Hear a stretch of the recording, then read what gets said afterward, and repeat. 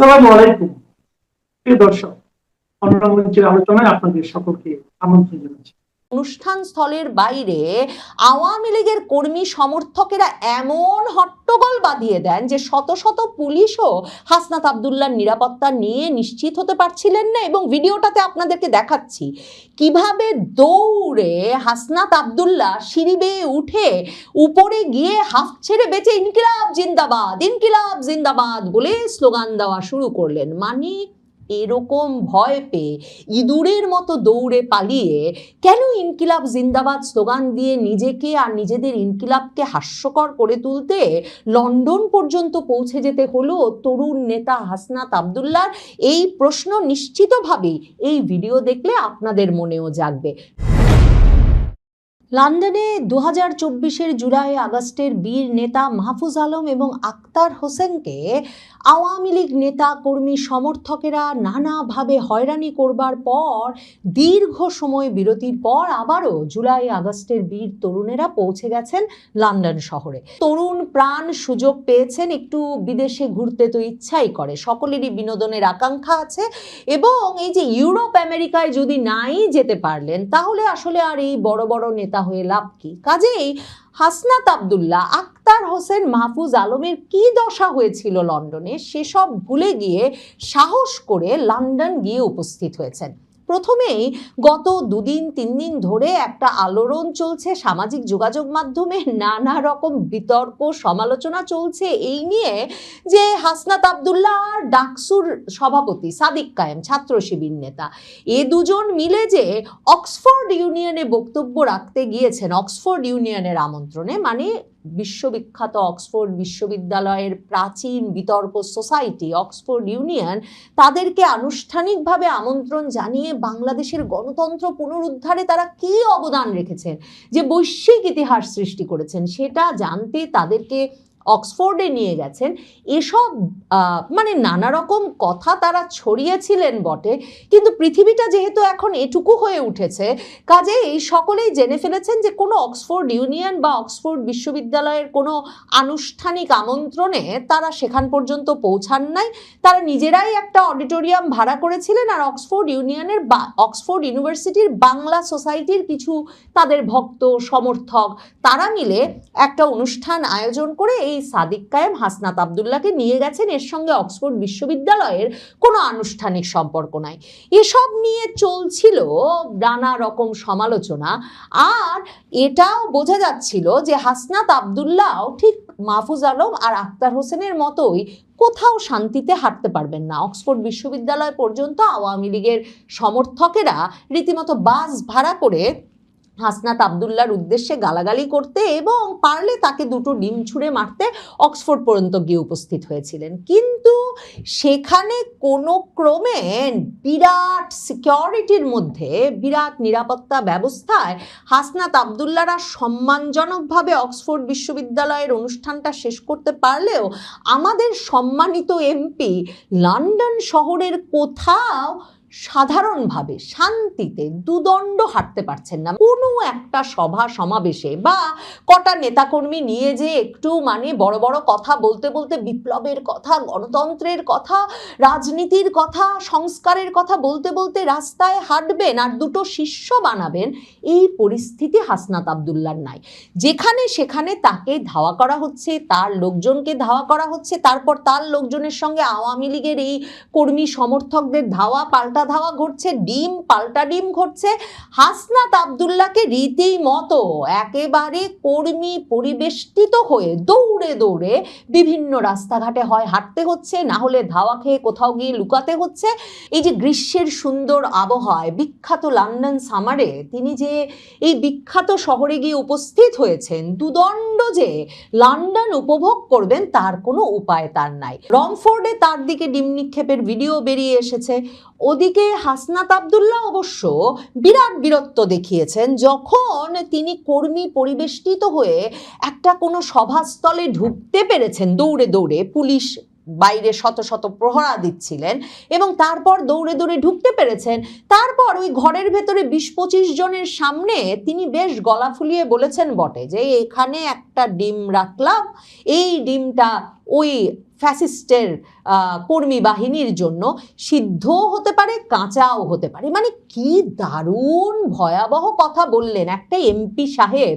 এত বড় বিপ্লবী দৌড়ে দৌড়ে বেড়াচ্ছেন লন্ডনে ওই ফ্যাসিস্টের দোসর আর তাদের কর্মী সমর্থকদের ভয়ে, আর তিনি কিনা ওই 25 জন সমর্থক নিয়ে গলা ফুলিয়ে বলছেন তিনিও পারলে ডিম মারবেন, কিন্তু তিনি আসলে ডিমও মারতে পারেন নাই, বুক চিতিয়ে দাঁড়িয়ে বলতেও পারেন নাই যে তোরা কে আসবি আয়, আমি এত বড় বিপ্লবী। মানে যেটা তারা বলেন হাসিনার গুলির সামনে যারা বুক পেতে দাঁড়িয়েছিলাম তাদেরকে ভয় দেখানো চলবে না। দেখা যাচ্ছে হাসনাত আব্দুল্লাহ প্রাণ ভয়ে ভীষণভাবে ভীত। অক্সফোর্ড ইউনিয়নে ওই যে মানে তাদের বানানো অক্সফোর্ড ইউনিয়ন, অক্সফোর্ডের বাংলা সোসাইটির ওই আয়োজন থেকে বক্তৃতা দিয়ে বেরিয়ে বীর নেতা হাসনাত আব্দুল্লাহ কর্মী সমর্থকদের মধ্যে পরিবেষ্টিত অবস্থায় গাড়িতে দাঁড়িয়ে মধ্যমা কিংবা মধ্যাঙ্গুলিও নাকি প্রদর্শন করেছেন। ইত্তেফাক খবর দিয়েছে, ছবি সহ তার ভক্ত সমর্থকেরা আবার মানে মুগ্ধ হয়ে সে ছবি ছড়িয়ে দিয়েছে। এখন এটা যে পশ্চিমের একটা দেশে একজন রাজনৈতিক নেতা, একজন সংসদ সদস্য, তাকে দেখে বিক্ষোভ প্রদর্শনকারী ব্যক্তিদের দিকে তিনি মধ্যাঙ্গুলি প্রদর্শন করছেন, সেটা যে কতটা অসৌজন্যমূলক, অগণতান্ত্রিক এবং একেবারে অগ্রহণযোগ্য ব্যবহার, সেটা তো তালব্যস্য হাদির বন্ধু হাসনাত আব্দুল্লাহর জানার কথা না। এখন তার এই সাহসের কথাও কিন্তু বাংলাদেশের পত্রিকাতেও খবর হয়েছে যে অক্সফোর্ড ইউনিয়নের অনুষ্ঠান শেষে আওয়ামী ফ্যাসিস্টদের মিডল ফিঙ্গার দেখালেন হাসনাত। মানে কি অসাধারণ গৌরবের কথা। কিন্তু সেই হাসনাত লন্ডনে যখন অনুষ্ঠান করতে এসেছেন, এবং মনে রাখবেন সেই 2024-এর আগস্টের পর থেকে এই বিপ্লবী তরুণেরা যেখানেই গেছেন তাদের যেহেতু দল, ভক্ত, সমর্থক সেভাবে নাই, তাদেরকে মূলত প্রহরা দিয়েছেন, পাহারা দিয়েছেন, সমর্থন দিয়েছেন এবং মানে তাদের আনন্দ, উদযাপন, বিনোদন এবং সবকিছুর ব্যবস্থা করেছেন সর্বত্র জামায়াত শিবিরের নেতাকর্মীরা। আর এখন তো হাসনাত জামায়াত শিবির ঐক্যের 11 দলীয় জোটের এমপি বটে। কাজেই এই কর্মীরা মিলে তার জন্য যখন একটা সম্বর্ধনা সভার আয়োজন করেছে লন্ডনে, সেই পূর্ব নির্ধারিত সভায় তিনি যখন সোমবার পূর্ব লন্ডনে এসে উপস্থিত হন, তখন এক বিরাট উত্তেজনাকর পরিস্থিতির সৃষ্টি হয়। 100-র বেশি পুলিশ নিয়োগ করতে হয় শুধুমাত্র বাংলাদেশের জনপ্রিয় এই রাজনৈতিক নেতা হাসনাত আব্দুল্লাহ যাতে লন্ডন শহরে, বাংলাদেশ থেকে হাজার হাজার মাইল দূরে একটা শহরে একটু শান্তিতে একটা সভায় ঢুকে দুটো বড় বড় কথা বলতে পারেন সেই জন্য।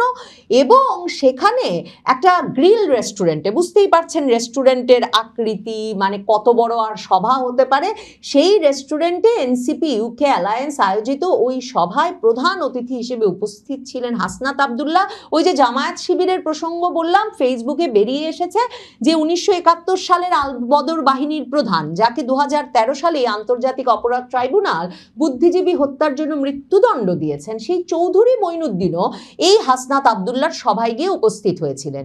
তো সেই নেতাকর্মীরা যখন এই আয়োজন করেছেন, তার বাইরে ওই অনুষ্ঠান স্থলের বাইরে আওয়ামী লীগের কর্মী সমর্থকেরা এমন হট্টগোল বাঁধিয়ে দেন যে শত শত পুলিশও হাসনাত আব্দুল্লাহর নিরাপত্তা নিয়ে নিশ্চিত হতে পারছিলেন না। এবং ভিডিওটাতে আপনাদেরকে দেখাচ্ছি কিভাবে দৌড়ে হাসনাত আব্দুল্লাহ সিঁড়ি বেয়ে উঠে উপরে গিয়ে হাফ ছেড়ে বেঁচে ইনকিলাব জিন্দাবাদ, ইনকিলাব জিন্দাবাদ বলে স্লোগান দেওয়া শুরু করলেন। মানে এরকম ভয় পেয়ে ইঁদুরের মতো দৌড়ে পালিয়ে কেন ইনকিলাব জিন্দাবাদ স্লোগান দিয়ে নিজেকে আর নিজেদের ইনকিলাবকে হাস্যকর করে তুলতে লন্ডন পর্যন্ত পৌঁছে যেতে হলো তরুণ নেতা হাসনাত আব্দুল্লাহর?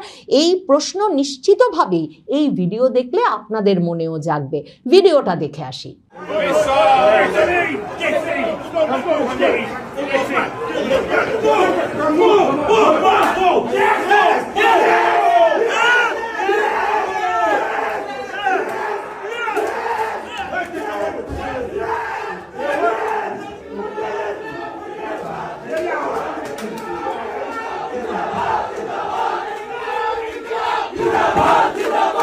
মানে একটা তরুণ ছেলে গেছেন, এখানে ওখানে ঘুরবেন, দুটো জায়গা দেখবেন, একটু ট্রাফালগার স্কোয়ার বেড়াবেন, একটু কভেন্ট গার্ডেন বেড়াবেন, লেস্টার স্কোয়ার যাবেন, দুটো সিনেমা দেখবেন, বন্ধু বান্ধবের সাথে ঘুরবেন, ভক্তদের পিঠ চাপড়ে দেবেন, সেই লোকটিকে কিনা এমনভাবে পালিয়ে বেড়াতে হচ্ছে যে 3 ঘন্টা পর কঠোর পুলিশি নিরাপত্তার মধ্যে হাসনাত আব্দুল্লাহ অনুষ্ঠান স্থলে প্রবেশ করেন, সেখানে বক্তব্য দেন, অনুষ্ঠান শেষেও তিনি পুলিশি নিরাপত্তার মধ্যেই স্থান ত্যাগ করেন এবং মায়দা গ্রিল রেস্টুরেন্টের সামনে বিক্ষোভ ও উত্তেজনার প্রেক্ষাপটে পুলিশ সদস্যদের অন্তত 3 জনকে আটক করতে দেখা গেছে। আটক ব্যক্তিদের মধ্যে লন্ডন মহানগর আওয়ামী লীগের যুগ্ম সাধারণ সম্পাদক আফসার খান সাদেক রয়েছেন, তাকে হাতকড়া পরিয়ে পুলিশ ভ্যানে তুলতে দেখা যায়। তবে আটক ব্যক্তিদের বিরুদ্ধে কি ব্যবস্থা নেওয়া হয়েছে সে বিষয়ে পুলিশের কোনো আনুষ্ঠানিক বক্তব্য পাওয়া যায় নাই। মানে ব্যাপারটা হচ্ছে এরকম ঘটনাই কিন্তু এর আগেও ঘটেছিল। মানে ইউরোপ আমেরিকাতে এই যে বিক্ষোভ প্রদর্শন করতে গেলে বিভিন্ন ব্যক্তিদের আটক করা হয় বটে, কিন্তু বিক্ষোভ প্রদর্শনকে যেহেতু গণতান্ত্রিক একটা অধিকার হিসেবে দেখা হয়, শেষ পর্যন্ত এই ব্যক্তিরা আটক থাকেন না। আর বুঝতেই পারছেন আওয়ামী লীগের কর্মী সমর্থকেরা এতটাই ডেসপারেট, এতটাই নির্ভয় এবং এতটাই নির্ভীক যে এই যে লন্ডন শহরে তারা নিজেদের কাজ বাদ দিয়ে, লেখাপড়া আছে, ব্যবসা বাণিজ্য আছে, সব উঠিয়ে রেখে হাসনাত আব্দুল্লাহ যাতে শান্তিতে লন্ডনে হাঁটতে না পারেন সে ব্যবস্থা করতে ঠিক হাসনাত আব্দুল্লাহ যেখানেই হাঁটতে বেরোচ্ছেন, ওটা রমফোর্ডের কোনো রাস্তাই হোক আর পূর্ব লন্ডনের কোনো গ্রিল রেস্টুরেন্টে সভা সমাবেশই হোক কিংবা অক্সফোর্ডেই হোক, তারা ঠিক পৌঁছে যাচ্ছেন। এনসিপি ইউকে অ্যালায়েন্স এক বিবৃতিতে দাবি করেছে যে এই যে রমফোর্ডে এলএম পার্ক এলাকায় হাঁটার সময় যে হাসনাত আব্দুল্লাহ আর এনসিপির আরেক ওই লন্ডনের নেতা এতেশামুল হকের ওপর যে ডিম পড়ে সেটাকে তারা কাপুরুষোচিত আখ্যা দিয়ে বলেছে আওয়ামী লীগ এখনো ভীতি প্রদর্শন ও অসহিষ্ণুতার রাজনীতি থেকে বেরিয়ে আসতে পারেনি। মানে আওয়ামী লীগের রাজনীতিকে নিষিদ্ধ করতে হবে, এদেরকে কোনো নির্বাচনে অংশ নিতে দেওয়া যাবে না। আওয়ামী লীগের সমর্থকরাও এমনকি কোনো পেশায়, সাংবাদিকতা হোক, আইনজীবী হোক, শিক্ষক হোক, বিচারক হোক, কোনো পেশায় থাকতে পারবেন না। বেছে বেছে এদেরকে চিহ্নিত করে বের করে সারা দেশে মব করে 2 বছর ধরে যারা ত্রাসের রাজত্ব কায়েম করলেন সেই হাসনাত আব্দুল্লাহ, মবের রাজা হাসনাত আর তার দল এনসিপির নেতারা নাকি বলছেন আওয়ামী লীগ অসহিষ্ণুতার রাজনীতি করছে এবং এটা কাপুরুষোচিত। এখন আওয়ামী লীগ যে এই অসহিষ্ণুতার রাজনীতি হাসনাতদেরকে দেখলে চালিয়ে যাবেন এবং এই কাপুরুষোচিত রাজনীতি করেই যাবেন সেটা হাসনাত আব্দুল্লাহরা নিশ্চয়ই বুঝতে পারছেন এবং এটাও বুঝতে পারছেন লন্ডন কেন পৃথিবীর কোনো দেশেই, মানে বাংলাদেশের কোনো শহরে যেমন তারা সেনাপ্রধান ওয়াকারুজ্জামানের বহর ছাড়া শান্তিতে ঘুরে আসতে পারছেন না, তেমনি সারা পৃথিবীতেই কোথাও তাদের পক্ষে শান্তিতে হাওয়া খেতে বের হওয়া অসম্ভব হয়ে পড়েছে। হাসনাত আব্দুল্লাহকে নিয়ে যেদিন বাংলাদেশের সব সংবাদ মাধ্যমে খবরে সয়লাভ, সেদিনই এ খবরও বেরিয়েছে যে বাংলাদেশের বিখ্যাত অভিনেতা, জনপ্রিয় অভিনেতা মোশাররফ করিম স্ত্রী সহ কলকাতায় বেড়াতে গিয়েছিলেন এবং কলকাতার নিউ মার্কেট এলাকায় লালবদর বলে একদল আওয়ামী লীগের লোক নাকি মোশাররফ করিমকে গালাগালি করতে থাকে আর তার দিকে তেড়ে যায়।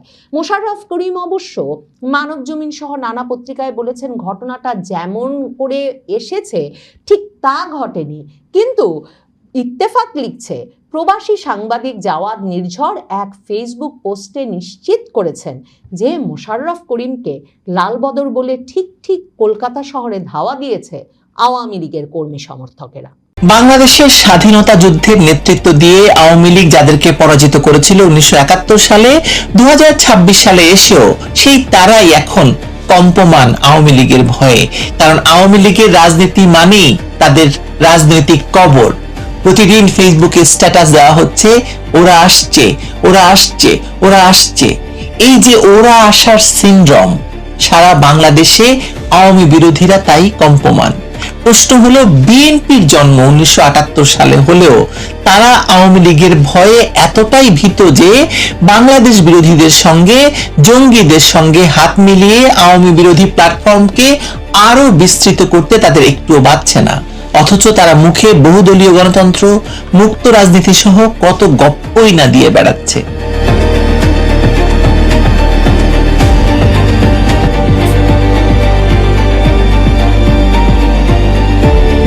বাংলাদেশের বর্তমান রাজনীতির সবচেয়ে বড় প্যারাডক্স বা বৈপরীত্য সম্ভবত এখানেই। একদিকে বলা হচ্ছে আওয়ামী লীগ শেষ, আওয়ামী লীগের অধ্যায় ক্লোজড বা চ্যাপ্টার ক্লোজড, আওয়ামী লীগ জনগণের সমর্থন হারিয়েছে।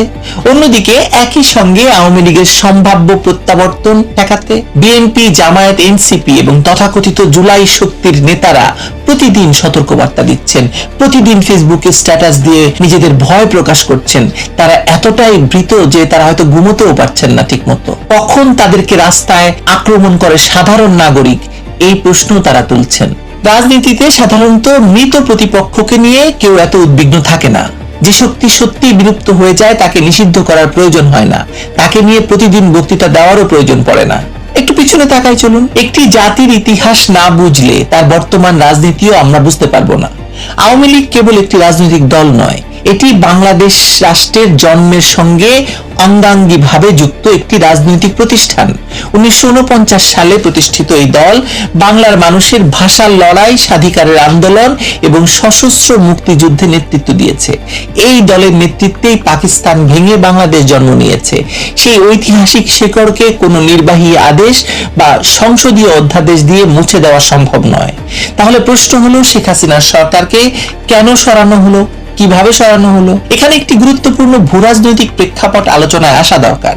শেখ হাসিনা যে কারণে আন্তর্জাতিক মহলের একটি অংশের বিরাট ভাজন হয়েছিলেন, তার অন্যতম প্রধান কারণ হলো তিনি বাংলাদেশকে বিদেশি স্বার্থের কাছে ইজারা দিতে রাজি হননি।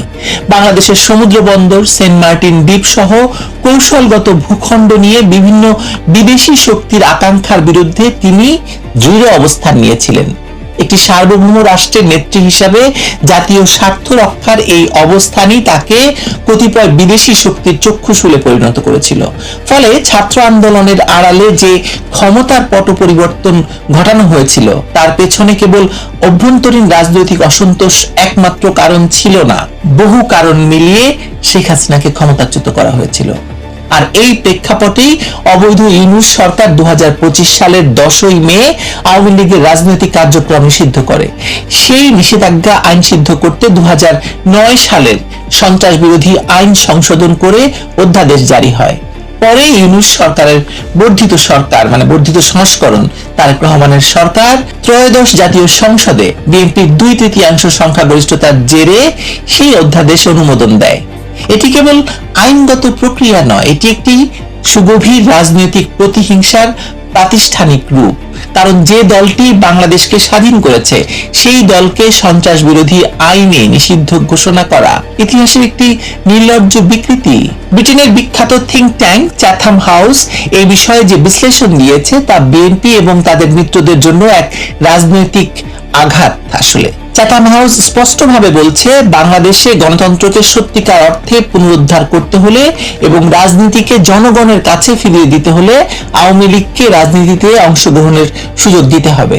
অর্থাৎ আন্তর্জাতিক রাজনৈতিক বিশ্লেষণের দৃষ্টিতেও আওয়ামী লীগকে নিষিদ্ধ রেখে বাংলাদেশে কোনো অর্থবহ গণতন্ত্র প্রতিষ্ঠা সম্ভব নয়। এই সত্যটি বিএনপি, জামায়াত এবং এনসিপি মানতে নারাজ, কারণ এটি মানলে তাদের ক্ষমতার ভিত্তি দুর্বল হয়ে যায়। গত বছর হাসনাত আব্দুল্লাহ ঘোষণা করেছিল আওয়ামী লীগের চ্যাপ্টার ক্লোজড, কিন্তু এক বছর পর বাস্তবতা কি? আওয়ামী লীগ রাজপথে নেই, সংসদে নেই, টেলিভিশনের টকশোতে নেই, কিন্তু বাংলাদেশের রাজনীতির কেন্দ্রীয় আলোচনার বিষয় এখনো আওয়ামী লীগ, তখনও আওয়ামী লীগ। এটি নিজেই একটি রাজনৈতিক বাস্তবতা। আসলে সার্জিস আলম বলছেন সবাইকে এক থাকতে হবে, আসিফ মাহমুদ সজীব ভুইয়া বলছেন ছাত্রলীগের ঝটিকা মিছিল সরকারের ব্যর্থতার প্রমাণ, নাসিরউদ্দিন পাটোয়ারি বলছেন আওয়ামী লীগের হামলা থেকে কেউ নিরাপদ নয়। প্রশ্ন হলো, যদি আওয়ামী লীগ সত্যি জনবিচ্ছিন্ন এবং রাজনৈতিকভাবে মৃত হয়, তাহলে কয়েকটি ঝটিকা মিছিল বা বিচ্ছিন্ন কর্মসূচি নিয়ে এত আতঙ্ক কেন আপনাদের? রাজনীতির প্রকৃত মনস্তত্ত্ব আসলে এটাই। আওয়ামী লীগকে নিয়ে প্রতিনিয়ত সতর্ক বার্তা আসলে আওয়ামী লীগের দুর্বলতার প্রমাণ হয় না, বরং এটি আওয়ামী লীগ বিরোধী জোটের গভীর অনিশ্চয়তার বা ভয়ের প্রকাশ পায়। আর এই জোট যে সম্পূর্ণ নিজেদের রাজনৈতিক শক্তির উপর ভর করে দাঁড়াতে পারছে না, তার সবচেয়ে বড় প্রমাণ হলো তারা এখনো আওয়ামী লীগের ভয়কেই তাদের ঐক্যের আঠা হিসাবে ব্যবহার করছে, এবং আওয়ামী লীগের ভয়ে তারা যে কোনো সময় আবার এক হয়ে যেতে পারে এবং হয়ে যায়ও।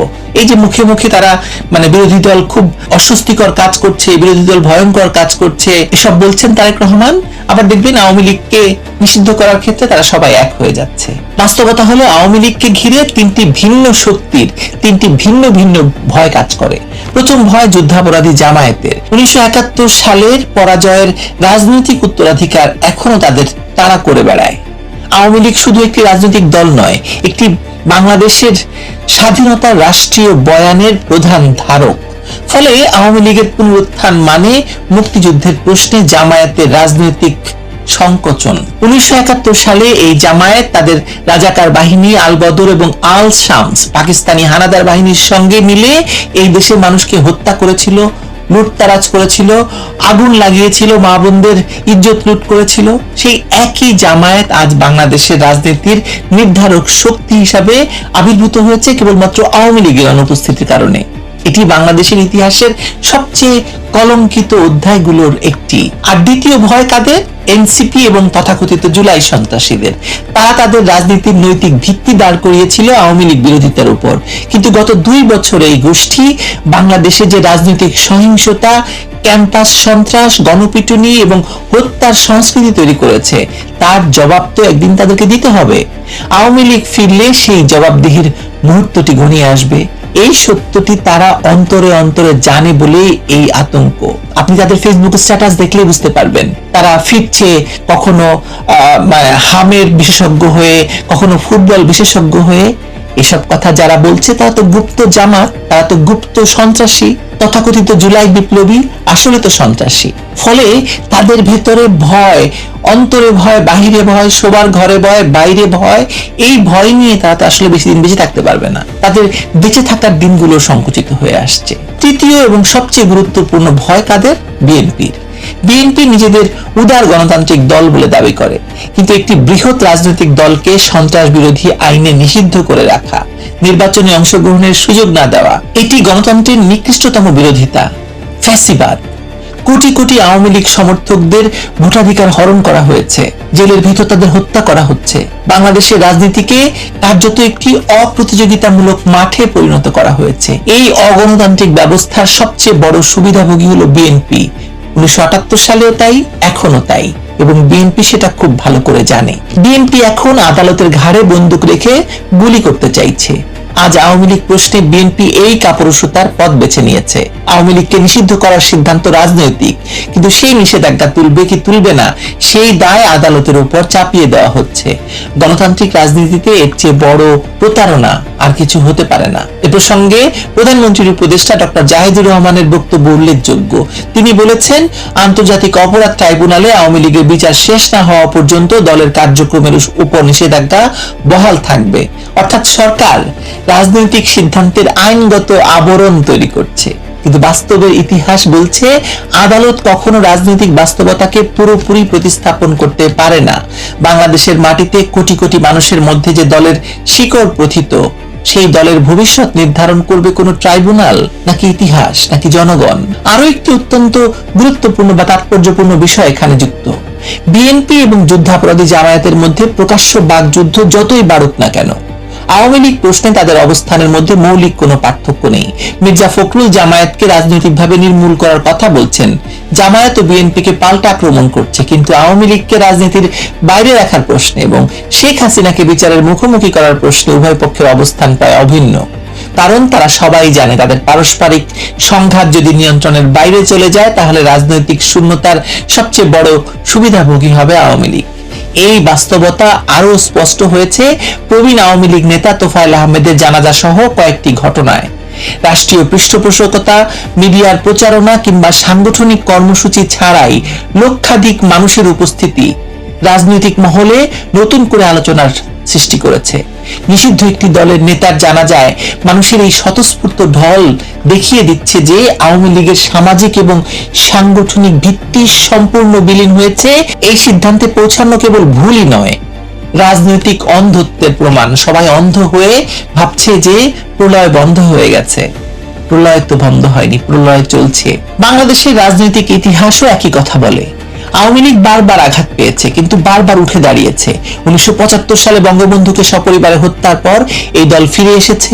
2001 সালে নির্বাচনী পরাজয়ের পরও ফিরে এসেছে। 2007 সালের সামরিক সমর্থিত তত্ত্বাবধায়ক শাসনের পরও এসেছে। প্রতিবারই এই দলকে শেষ বলা হয়েছে, কিন্তু প্রতিবারটি সেই শেষ ঘোষণা মিথ্যে প্রমাণ করে আওয়ামী লীগ সদম্ভে ফেরত এসেছে। স্বাধীনতার 55 বছর পরও বাংলাদেশের রাজনীতিতে শেষ বিচারে সংসদ বা আদালত নিয়ন্ত্রণ করে না, নিয়ন্ত্রণ করে রাজপথ, প্রয়োজনে ক্যান্টনমেন্ট। কিন্তু পররাষ্ট্র উপদেষ্টা তৌহিদ হোসেন নিজেই বলেছেন যে ডিপ স্টেট কখনো স্রোতের বিপরীতে যায় না, আর স্রোত যদি আওয়ামী লীগের দিকে বাঁক নেয় তাহলে আজকের ক্ষমতার দম্ভ কোথায় গিয়ে ঠেকবে সেটা ভাববার সময় তো আছে আপনাদের। ভাবছেন বলে এইসব পোজ দিচ্ছেন। রাজনীতিতে একটি পুরনো সত্য আছে, শক্তিশালী প্রতিপক্ষকে নিয়ে আলোচনা হয়, মৃত প্রতিপক্ষকে নিয়ে নয়। আর বাংলাদেশের রাজনীতিতে আজ যে দলটি নিষিদ্ধ কিন্তু প্রতিদিন যার নাম উচ্চারিত হচ্ছে সবচেয়ে বেশি, সেই বাস্তবতায় প্রমাণ করে যে আওয়ামী লীগকে হয়তো রাজপথ থেকে সাময়িকভাবে সরানো গেছে, কিন্তু বাংলাদেশের রাজনৈতিক সমীকরণ এবং ইতিহাস থেকে এই দলকে মুছে ফেলা সেটি কারো পক্ষে সম্ভব হয়নি, হবেও না। আজকের সবচেয়ে বড় প্রশ্ন আওয়ামী লীগ ফিরবে কি ফিরবে না সেটা নয়।